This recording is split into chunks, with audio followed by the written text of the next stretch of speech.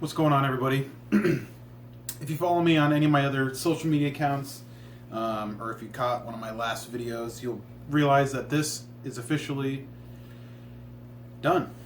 The Fiesta Red Strat has been reborn. I think it is just as good as the original was. There are some changes that I made consciously. If you've been watching the earlier Fiesta Red Rebirth videos, you'll know that it's a Warmouth-made body. It's Fiesta Red, obviously. It's got a Fender American flat mount bridge, which is probably my favorite bridge because it's super comfortable. You don't have any like little screws sticking out, and I think it just really, you know, it's just a great looking bridge too. So yeah, it's super comfortable. Has a coil split, which is very, very cool. I ended up actually swapping out the pickup from the original intended pickup, which is this one here. This was the custom shop Defender pickup that I had custom made for me a few months back, and it was a great pickup, but it ended up just not being 100% what I was looking for. So that is for sale if anybody's interested. I have my reverb link below, and you can check it out there if you want. Let's see, Pearl pick guard. It's got a universal route underneath here, so if I ever wanted to change, you know, the pickup routing or anything, it's basically what they call a swimming pool route, where I can put anything in there that I want. The pickup that's in here now is just the neck version of the Invader, and that really doesn't have anything to do with the fact that Tom DeLonge may or may not have used one.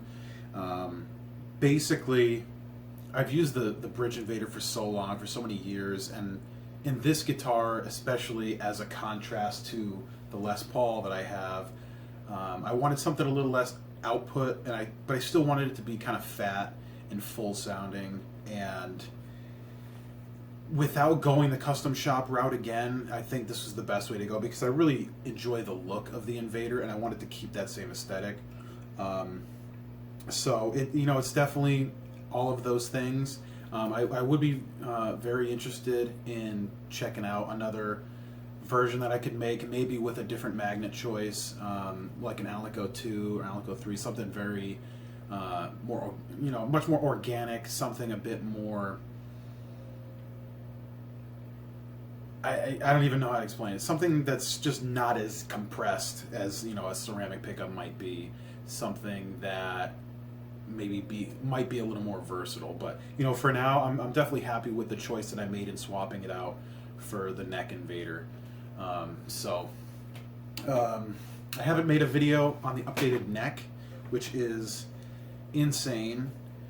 It was made by a good friend of mine, Trevor Healy of Healy Guitars. I don't know how well you can see the logo on there, but I had him do his little custom Healy Guitars logo on there, which is very sleek. And this is roasted flame maple. We did a little finish on the back just to kind of make the grain pop a little bit more, and it's a very smooth finish. It's not glossy or anything like that at all. We got an Indian rosewood fretboard. I'm assuming it's Indian. I don't know. It probably is. Fairly sizable frets. They're like medium jumbo-ish frets. Clay dots. The Clusen style tuners, which were actually found on a lot of the vintage style Strats, like the Tom DeLonge Strats. It's funny, the Tom DeLonge Strat, for the most part was modeled after like a 70s style Strat, but he always went with, at least on that model, the production model, he went with the Clusen style tuners. Now he uses Spurzels on pretty much everything, even his custom guitars and the Strats back in the day. He always used Spurzels, but I always really liked these Klusons. I think they're really easy to use. They hold their tune really well, and I haven't had any issues with them, you know, over the many, many years of me having these guitars. It's got a bone nut in it, and of course my Mr. Bibb sticker on there. And for those of you who may or may not know, Bibb was my cat. I had him for almost 20 years. He was with me for a very long time, and you know, he passed away about a year ago. But I actually had these made, or this design made before he left, by a guy I found on the internet. And it was just a really cool design, and I just thought it was a great way to cherish him and to remember him. And yeah, I also have a pin on here that I got a couple months ago.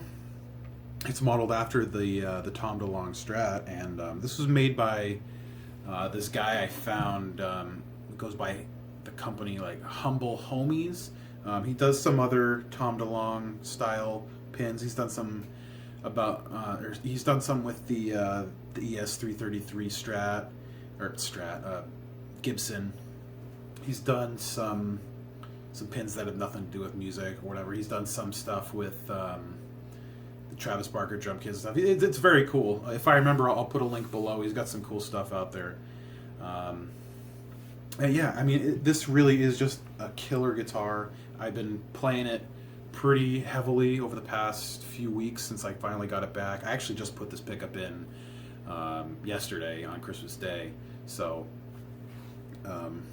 that's how I definitely knew that, you know, this pickup wasn't really the one. You know, as much as I was playing it, it had a flavor to it that really just didn't gel with me.